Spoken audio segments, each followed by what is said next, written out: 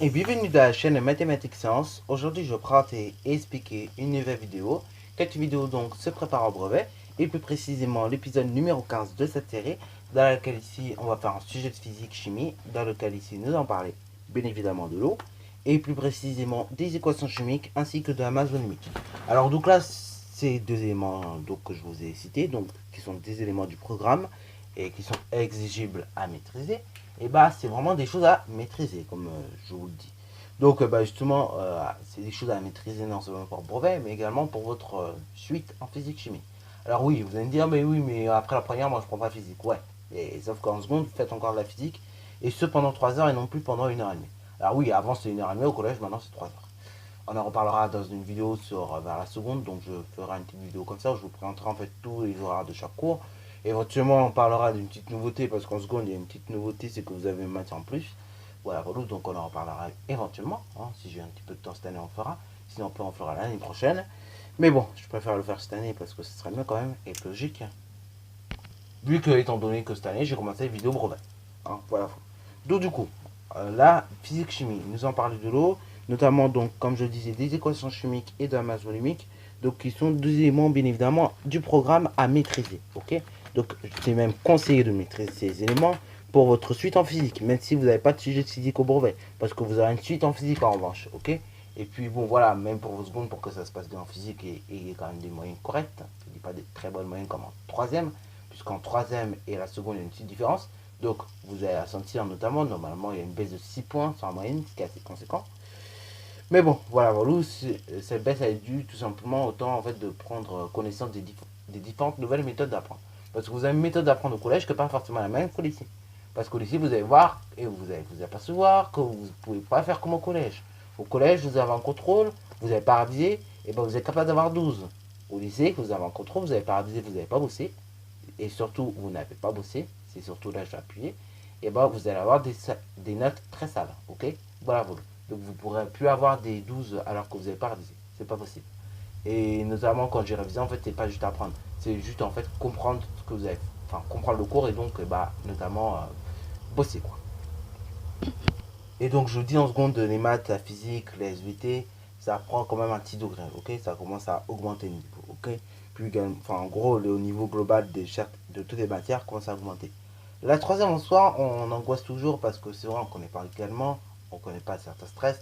Mais la troisième, en vrai, c'est comme la quatrième. Juste que, bah, voilà, il y a des connaissances en plus qui se rajoutent, mais la troisième, c'est comme la quatrième. Finalement, la transition la plus dure au collège, c'est celle de passer bah, de la primaire au collège, certes, mais également celle de passer de la cinquième à la quatrième. Parce que oui, j'ai pris des gifles, moi. Perso, au premier trimestre, je m'en sortais tranquille, parce que c'était des révisions. Mais après le deuxième trimestre, ouh, j'ai pris une grosse gifle, hein. Parce qu'il fallait que je prenne conscience qu'en fait, et bah, il fallait que je révise un peu plus. Voilà. Donc je vous dis, bah voilà, le lycée c'est la même chose. Vous allez vous prendre des gifles. C'est comme ça, donc il faut savoir se relever. Bon, ici on va parler de l'eau et donc de l'aquarium. Donc l'aquarium, et bah, il s'agit de Samy qui en possède un chez lui. Il voudrait savoir si cet aquarium peut être posé sur un meuble, dont on nous a tout simplement indiqué son descriptif. Donc, on va lire le descriptif tranquillement et on va essayer d'en tirer des informations conséquentes. Parce que oui, le truc là, et bah, je vous disais avant de la masse volumique. Lui, donc, comme je vous disais, le truc c'est que ça parle de la masse volumique. Mais donc, et bah, pour bien calculer, déjà, il faut bien analyser les données. Et vous avez beaucoup remarqué, notamment en SVT, parce qu'en physique, les profs le font rarement. Enfin, s'ils le font, mais je veux dire, bon, ça dépend en tout cas des livres et des profs que vous avez eu. Mais normalement, vous avez remarqué, soit en SVT ou soit en physique, que dans les exos, vous avez toujours des compétences qui sont évaluées. Et quand vous avez des calculs à faire, par exemple, hein, donc moi c'était quand même une fois en SVT, on devait calculer genre le temps qu'il y avait, enfin, qui s'était écoulé en- entre l'éjaculation entre l'éjaculation et donc la rencontre des cellules reproductrices. Et donc en fait, et ben, la compétence qui était évaluée finalement, c'était bah, lire et exploiter des données. Donc là, vous voyez que mine de rien, c'est une compétence très importante en sciences, ok. Donc en SVT, c'est lire et exploiter des données. En physique, c'est lire et comprendre des documents scientifiques. Voilà, voilà. Donc, ou bien passer d'un langage à un autre. Ok, ça peut dépendre. Là, c'est plutôt la compétence lire et comprendre les documents scientifiques, ok. Donc très attention, il faut bien comprendre ça, ok. Avant d'aller vous jeter dans les questions et tout, comprenez vos documents que vous lisez. Ici, on vous dit qu'il y a un meuble d'aquarium. Donc, il existe en deux couleurs, hein, blanc et noir, on ne s'est pas cassé la tête. Ah oui, d'ailleurs, un petit truc aussi, je vous le dis tout de suite, pour aller faire le sujet, je n'ai pas été très original. Bien évidemment, je me suis servi et inspiré donc des éditeurs Hachette, et notamment de leur livre Physique-Chimie, pour créer ce sujet. Donc je vous dis tout de suite, n'allez pas me balancer. Mais aussi, je n'ai pas été très original dans la création de ce sujet. Hein. Voilà, voilà. Donc je vous dis tout de suite, si par hasard vous voyez des choses qui ressemblent à ce qu'il y a dans le livre Hachette, hein, c'est normal, hein, de physique-chimie, c'est normal parce que j'ai pu courir en fait leurs documents. Oh, mais après, c'est moi qui crée les questions et tout, hein, pour arriver à la même conclusion que. Donc, meuble d'aquarium qui existe en deux couleurs, bon, ça on s'en fout, en blanc et noir. On nous dit que les dimensions sont pour la longueur de 1 mètre, la largeur de 40 centimètres. Donc oui, je vous disais, les dimensions de ce meuble d'aquarium sont de 1 mètre sur 40 centimètres sur 83 centimètres, ok. Alors oui, du coup, attention, j'ai peut-être mal lu les choses, donc je vais recommencer la lecture. Longueur 1 mètre, largeur 40 centimètres et hauteur 83 centimètres. Donc j'ai peut-être mal lu, hein, parce que j'ai pas bien analysé les données. Donc du coup, attention, c'est pour ça qu'il faut toujours lire les documents deux fois. Hein, donc on dit qu'on a un meuble d'aquarium. Ses dimensions sont de 1 mètre sur 40 centimètres sur 83 centimètres. Donc ça me paraissait bizarre quand même qu'une largeur soit plus grande qu'une longueur. Vous voyez, donc c'est pour ça que je suis allé en même temps vérifier à côté. Hein, donc voir si il n'y avait pas eu de bêtises. Donc finalement, en fait, c'est que quand j'ai écrit le sujet, j'ai converti. Donc du coup, bah voilà, voilà. Hein, longueur, ça fait 1 mètre. Attention, vous avez des mètres et des centimètres. Donc moi, pour vous embêter un peu, j'ai converti les 100 centimètres parce qu'en réalité, c'était 100 centimètres en mètres, ok. Parce que je trouve qu'il est important de savoir faire les conversions déjà d'une, de bien analyser les données. C'est pour ça que j'ai lu le document deux fois. Et c'est là que je me suis aperçu, je me suis trompé dans la lecture éventuellement. Donc, excusez-moi, du coup, la longueur c'est 1 mètre, largeur 40 centimètres et hauteur donc 83 centimètres.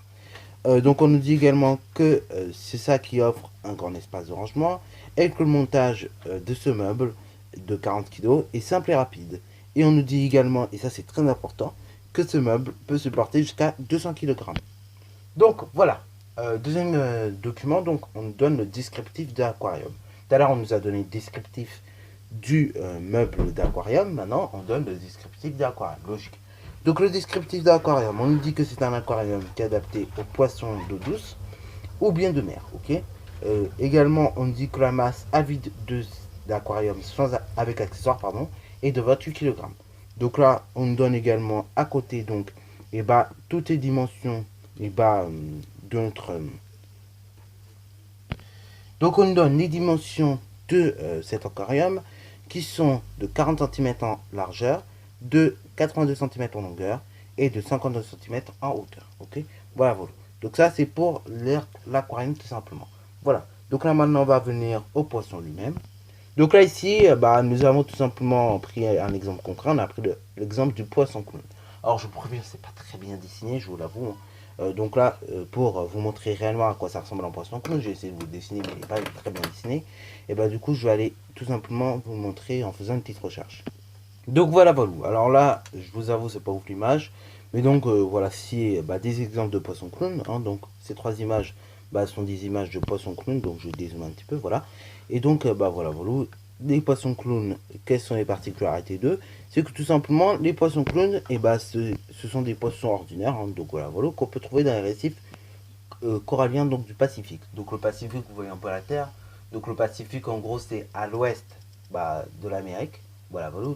Et c'est également donc c'est également à l'est de l'Asie. Donc vous voyez c'est l'océan qui est à l'est de l'Asie et à l'ouest et bas de l'Amérique. Ok. Donc vous voyez un petit peu le Pacifique hein, où c'est donc voilà voilà. Et également donc le poisson clown on peut le trouver également et bas dans la mer Rouge. Donc la mer Rouge vous voyez un peu ce que c'est. C'est entre l'Europe et l'Asie voilà voilà. Et donc on dit que ce poisson clown peut vivre et bas que dans l'eau salée. Ok. Donc c'est parfait puisque notre aquarium peut également être adapté pour l'eau de mer. Ok. Et également donc et bah, vu que l'eau de mer est salée, et bah, du coup, il pourra très bien vivre dans cet aquarium. On donne également donc une donnée très importante, c'est que la masse volumique de l'eau salée est de 1,04 kg par litre. Très important de garder cette donnée en tête. Hein. Bon maintenant, on a des petites questions, donc des petites questions assez simples. Hein. Donc en fait, c'est des questions pour vous mettre un petit peu dans l'ambiance de la seconde et en même temps de la fin de troisième. Hein. Donc c'est de la démarche scientifique, on va avoir une petite démarche scientifique pour répondre aux questions de sujet de toute façon. Ok. Donc il faut être assez bon donc en sciences. Faut être assez bon. Il faut avoir une bonne démarche scientifique et une bonne logique. Donc il faut vous dire qu'en science, en gros, un scientifique en tout cas, il va raisonner de la manière suivante. C'est-à-dire, il va observer les faits. Après, il va regarder avec ceux qu'il connaît. Donc il va faire un peu comme le cerveau si vous voulez. Et donc après, c'est là qu'il va mener des interprétations. Ok. Donc il va mener ses interprétations. Et après, c'est là qu'il va faire comme le cerveau, il va relier les deux, ce qu'il connaît et ce qu'il a vu et ce qu'il a interprété du coup. Et après, il va arriver à une conclusion. Donc c'est un scientifique. Un scientifique, sa démarche, c'est simple, il observe, il fait des interprétations, il regarde avec ce qu'il connaît et avec ce qu'on a, et puis ensuite, il conclut tout simplement au problème, ok. Donc là, ce sera un petit peu notre cas ici, on va tout simplement faire de la démarche scientifique en vrai, ok. Pareil, si tu as du mal avec la démarche scientifique, j'ai fait normalement en cinquième une petite vidéo concernant ce thème-là, donc tu pourras aller la voir tranquillement et voir comment un scientifique raisonne. Voilà, voilà. Donc là, ici c'est parti mon kiki. Première question toute simple. On demande combien de kilogrammes le meuble d'aquarium peut-il supporter. On peut le voir. Voilà, voilà. Le meuble d'aquarium peut supporter à l'aquarium de 200 kg. Ok. Et 200 kg et pas plus. Voilà, donc le meuble d'aquarium peut supporter un aquarium pesant jusqu'à 200 kg. Très important, entraînez-vous à faire des phrases parce que en sciences, dans les sciences en tout cas, les points sont, on compte des points en fait pour les phrases, ok. Et puis pour l'utilisation de la langue française, vous savez, il y a même des gens qui ont fait des réformes, des manifestations, je veux dire, pour ne plus utiliser la langue française dans nos copies, et pour qu'on puisse utiliser éventuellement d'autres langues, donc le breton, ces choses-là, malheureusement, ça n'a pas abouti à grand chose. Donc, en science, en tout cas, il faut savoir, vous répondez par des phrases, au moins c'est clair, c'est net, c'est précis. Ok. Donc, essayez d'être le plus précis possible. Quand vous répondez par une phrase, essayez de faire une phrase qui commence normalement par un pronom personnel ou un sujet. Mais commencez pas une phrase par car. Interdiction. En science comme en français, évitez de commencer une phrase par car. Parce que car, quand vous commencez une phrase par car, en fait, ça fait pas une phrase tout simplement. Ok. Donc, interdiction, commencer la phrase par car. On dit ça même à des CP. Je vois pas pourquoi on devrait le répéter à des troisièmes, mais bon, quand on voit qu'il y a des troisièmes qui nous répondent ça à l'oral et qui mettent ça dans leur copie, quand même, c'est un petit peu chaud. Bon, question numéro 2. Donc, vous voyez quand même qu'on peut apporter 2 points gratuitement. 2 points gratuitement, plus vos 2,5 points de langue française. Franchement, ça c'est des points gratuits qu'on vous donne. Mais bon, voilà, ça peut arriver, c'est comme ça. C'est fait justement, à la base, le brevet n'est même pas fait pour vous déstabiliser, c'est juste fait pour vous habituer aux examens, parce qu'après vous avez le bac qui est un petit peu plus haut quand même déjà. Bon, le poisson rouge, également poisson clown. Et justement, où peut-il vivre? Donc c'est ça qu'on nous pose, ok. Alors là, j'ai mes poissons rouges, arrêtez, c'est une erreur que je vais normalement c'est le poisson clown que je voulais parler ici. Donc le poisson clown, où peut-il vivre? On nous a dit que le poisson clown pouvait vivre dans l'eau salée, ok. Donc on va mettre le poisson clown peut vivre que dans l'eau salée.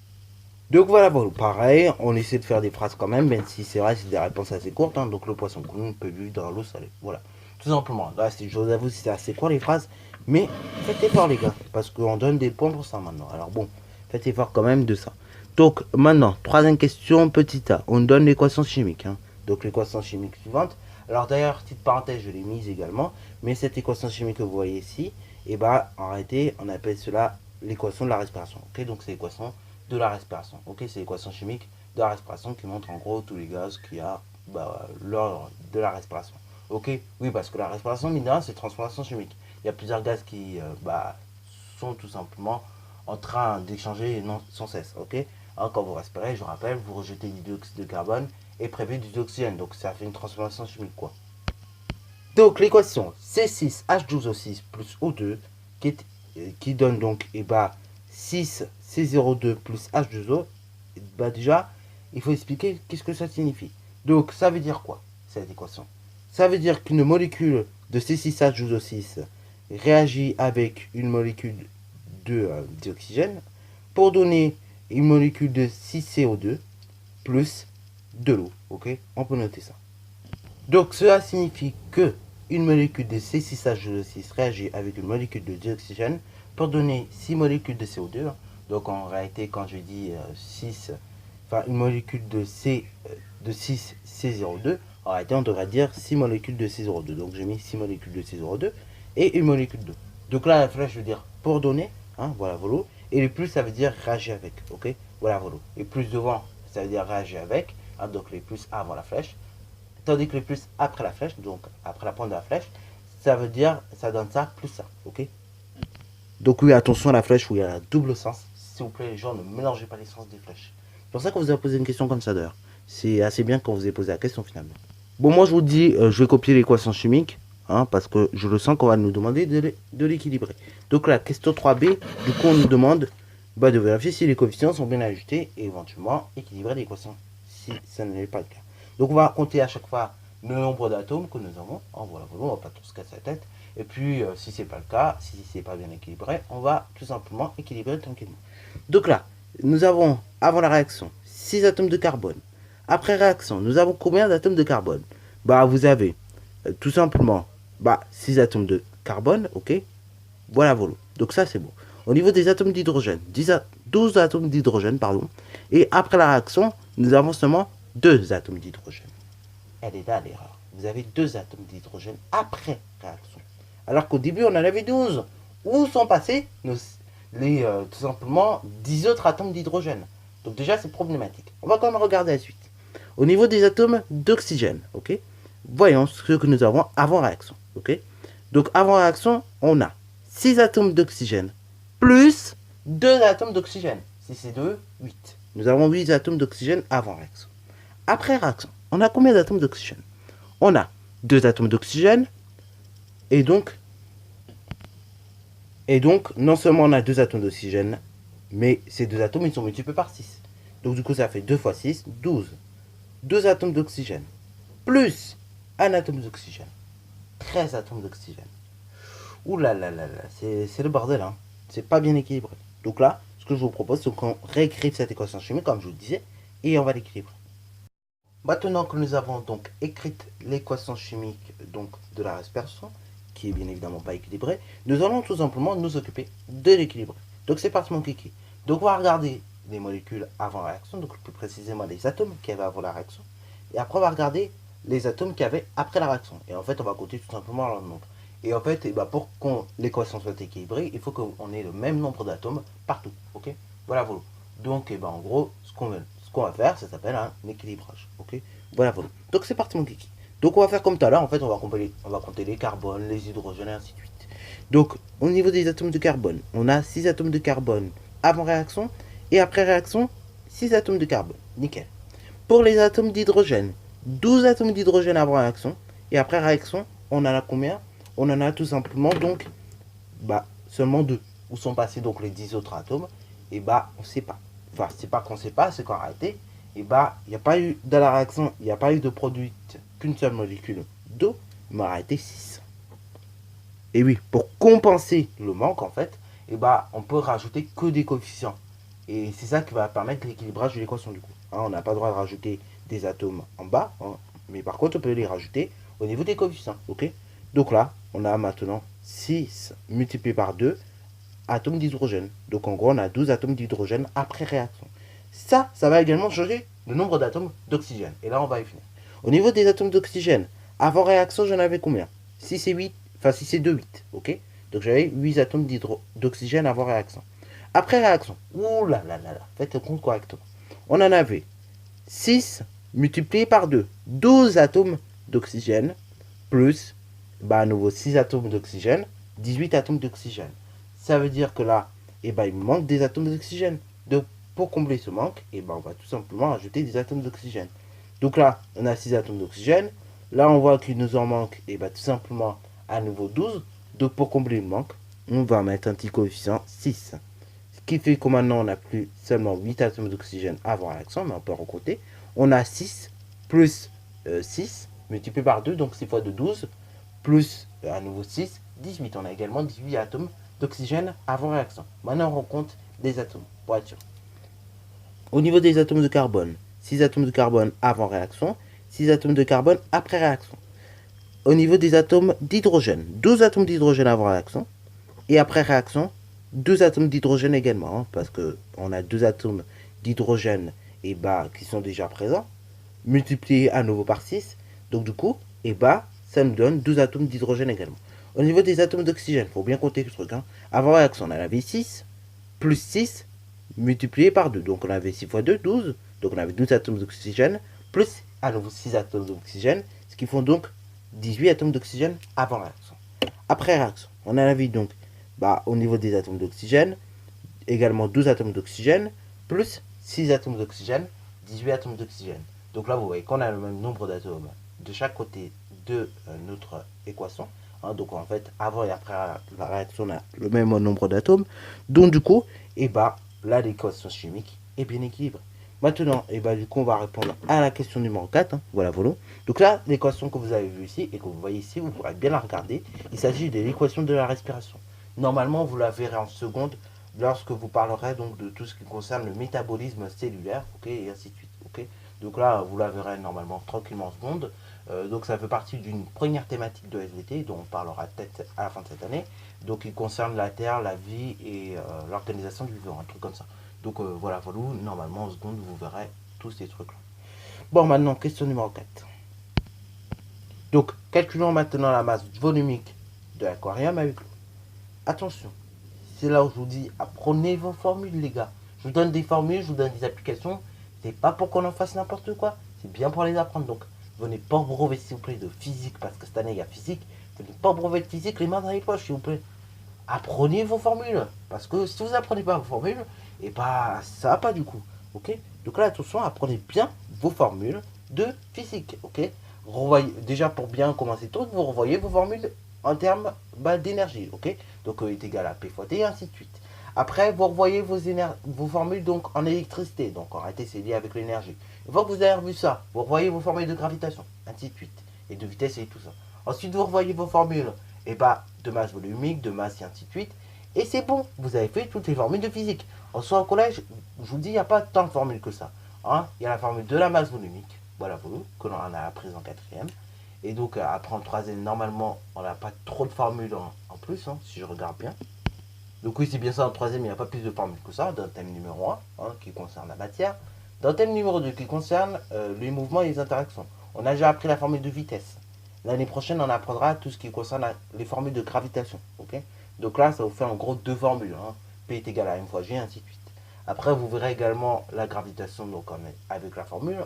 Donc là, ça vous fera en gros une troisième formule. Mais la formule de gravitation, en soi, je ne crois pas qu'elle soit à apprendre par cœur. On verra ça l'année prochaine. Mais je vous dis la formule de gravitation. Donc G1 plus G2, ainsi de suite. Elle n'est pas à apprendre par cœur. Voilà. Donc on verra ça l'année prochaine. De toute façon, je vous en parlerai à ce moment-là. De toute façon, on aura eu un sujet de physique à ce moment-là. Mais je vous conseille quand même de les apprendre. Ça vous fait au moins 3 formules à apprendre.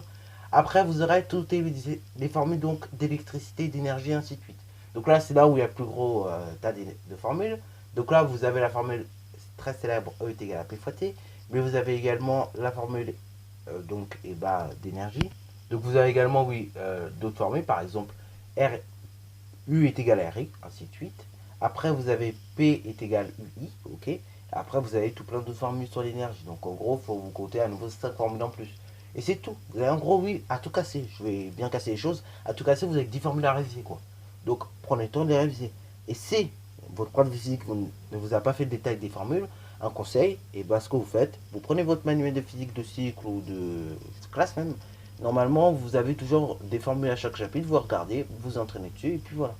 Et vous regardez si vous savez faire les manipulations, par exemple, si vous avez à partir du masse volumique, calculer la masse ou calculer le volume, et ainsi de suite. Vous faites ça pour les 8 formules. Une fois que c'est inclus dans votre tête, c'est bon. Voilà. La plus dure des formules à manipuler, ce sera celle de la gravitation. G1 plus G2 et ainsi de suite. Ça, ce sera la formule la plus dure à manipuler. Mais en soi, sinon les autres formules, elles sont pas très dures à manipuler. Puisque c'est toujours le même mode d'emploi. Soit c'est une multiplication, soit c'est une division. Enfin bref. Donc oui, on va calculer maintenant la masse de l'aquarium avec de l'eau. Donc oui, on vous a dit que la masse de l'aquarium sans eau était de 28 kg. Mais là, avec l'eau, quelle est la masse volumique, quelle est la masse déjà de cet aquarium. Donc là, ce que je vous conseille, n'allez pas trop vite, ne faites pas votre exercice trop vite. Donc un conseil déjà, calculez le volume de l'aquarium. Et après, on calcule la masse volumique de cet aquarium vide. Une fois qu'on a fait ça, et maintenant c'est là qu'on va pouvoir, entre guillemets, aller plus vite. Donc oui, une fois qu'on aura trouvé la masse volumique de ça, c'est là qu'on pourra calculer éventuellement la masse de l'aquarium avec l'eau. Et donc là c'est parti mon kiki, on va déjà donc calculer la masse volumique de l'aquarium à vide. Bon, déjà, il faut se rappeler un truc, hein. Voilà, voilà. Et bah, masse volumique, donc qui s'écrit ρ. Donc le ρ, c'est une espèce de P à moitié penché. Donc ρ est égal à M, la masse, divisé par le volume, grand V. Donc là, s'il vous plaît, trait de fraction à la règle. Je sais que vous n'aurez pas de temps pour brevet, mais prenez cette habitude quand même, vos traits de fraction à la règle. Au moins, c'est propre. Donc, ou sinon, si vous ne faites pas la règle, évidemment, essayez de les faire le plus droit possible. Hein, parce que sinon, bah, après, ça fait moche, hein, vos traits de fraction quand ils ne sont pas fait la règle. Donc, ρ est égal à M divisé par V. Ce qui fait que ρ est égal donc à la masse. Donc, la masse, on a dit que c'était 28 kg. Ah oui, attention. Je vois déjà des erreurs. Il ne faut pas faire n'importe quoi, les gens. Soit vous calculez donc la masse volumique en tout simplement kg par mètre cube, soit vous la calculez en grammes par centimètre cube. Moi, pour éviter des bêtises, je vais la calculer en kg par mètre cube. Ok? Comme ça, au moins, ça sera cool. Donc là, on aura des conversions à faire, je vous promets. Donc là, ρ est égal à M. Donc M, on a dit 28 kg. Divisé par le volume. Donc le volume de l'aquarium. Donc volume de l'aquarium, il faut tout convertir. Hein, croyez pas, voilà, volume. On va tout convertir. Donc ρ est égal donc à tout simplement 0,4 multiplié par 5,2 multiplié par 8,2. Bon, alors ça c'est bon quand c'est en décimètres. Mais je vous dis, il faut encore convertir. Donc là, on va encore bien diminuer. Hein, et on va l'écrire correctement du coup. Ce qui fait donc du 0,04 multiplié par 0,5,2, enfin 52 pardon, multiplié donc par 0,82. Et ça, bien évidemment, vous avez des mètres à chaque fois. Donc là, si vous l'avez écrit comme ça, faites attention, ok? Ne faites pas n'importe quoi. Donc là, on va réécrire la relation correctement. Donc ρ est égal à 28, divisé donc par tous les 0, je sais pas combien, donc divisé par 0,04 multiplié par donc 0,52 multiplié donc par tout simplement. Ah oui, d'ailleurs, mince, je viens de le voir, vu que c'était des centimètres, en fait le 0,4 était bon. Parce que c'était 40 cm et non 4 cm. Donc là, du coup, je vais corriger également ici. Le 4 cm était bon, donc je vais garder mon 4 cm. Donc vous voyez, il faut toujours... Vous voyez, même moi, ça m'arrive, par exemple, quand on va aller trop vite, on n'est pas bien les données. Donc voilà, prenez le temps de lire les données tranquillement. Au moins, du coup, vous ne ferez pas n'importe quoi. Donc du coup, 0,4 fois 0,52 fois 0,82. Voilà, donc là, ici, on n'a que des mètres. Ça, c'est bien. Donc du coup, là, vous aurez un volume qui sera en mètres cubes sur une masse qui est en kilogrammes. Magnifique, hein? Bon, maintenant, on va réduire un peu tout ça. Donc, on va mettre que ρ est égal à 28 sur le produit d'en bas. Donc, c'est parti, mon kiki. Et faisons donc le produit d'en bas. Alors oui, plutôt que de créer le produit qui est également inscrit en bas, on aurait pu très bien directement faire une deuxième étape, calculer le volume du cube. Enfin, du pavé droit, pardon. Mais bon, là, j'ai décidé, enfin, le mieux, j'ai décidé pour qu'on aille un petit peu plus vite, c'est de faire en une seule étape. Mais après, si ça vous dérange comme ça, vous pouvez également mettre à côté le volume, ok? Hein, mais dans ce cas-là, il faut préciser à côté que vous calculez le volume de l'aquarium. Hein, parce que sinon, ça passe pas. Donc, du coup, quand on effectue le calcul, donc 0,4 fois 0,52 fois 0,82, on obtient 0,11705,6, ok? 0,17056, ok? Ce qui fait que ρ est égal, donc là, on va voir qu'est-ce que ça donne comme ρ. Donc, on fait donc 28. Et donc là, vu que je suis sur ma calculatrice, je vais vous montrer comment je fais en même temps. Donc, on fait 28. Après, on met en fraction, divisé par r, puisque 0,17056, et c'est mon dernier résultat. Et ensuite, voyons qu'est-ce que ça donne. Ça donne 164,16, enfin 16, 5, 1, 0, 3, 2. Bon, ok. Là, on voit que très clairement, c'est une valeur rapprochée, ok. Donc là, il va falloir donner une valeur rapprochée, ok. Donc là, bon, pour être sûr, si vous ne me croyez pas, on va réessayer l'opération. On va rediviser par 0,17056. Et voyons ce que ça nous donne. Bon, voilà, ça nous donne une valeur rapprochée. Donc là, valeur rapprochée. Valeur rapprochée, faites pas n'importe quoi. On la donne correctement. Donc là, on a 164,16, etc. Bon, là, bien évidemment, on ne va pas se casser la tête. On va tout simplement arrondir à l'unité. Hein. Voilà, voilà.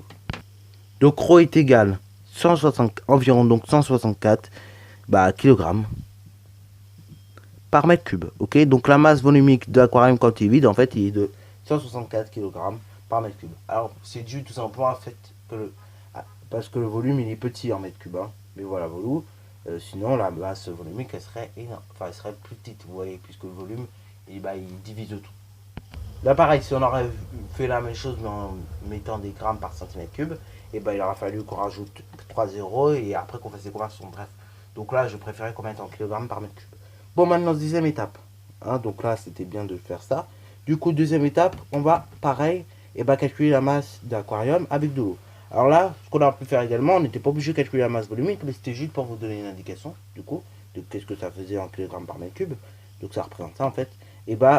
On n'était pas obligé de calculer la masse volumique de l'aquarium. Mais bon, je l'ai fait pour vous montrer quand même l'importance de cette relation. Bon, maintenant, on va calculer la masse d'aquarium avec l'eau. Alors, on connaît la masse volumique de l'eau salée. On connaît également donc le volume. Et on connaît donc, c'est tout ce qu'on connaît pour l'instant. Ok. Et on connaît également, oui, pardon, la masse volumique déjà sans eau. Bon, alors là, il faut bien, se mettre dans le crâne les choses. Ok. La masse volumique de l'eau salée, on l'a. Ok. C'est 1,04 kg par litre. Et puis donc, le volume, il est tout simplement on l'a dit tout à l'heure, 0,17056. Ok. Voilà, voilà. Alors là, maintenant, on va aller un petit peu plus vite. Et donc, on va rappeler que 0,17056, donc mètre cube, voilà, volo, est égal donc à quelques décimètres cubes.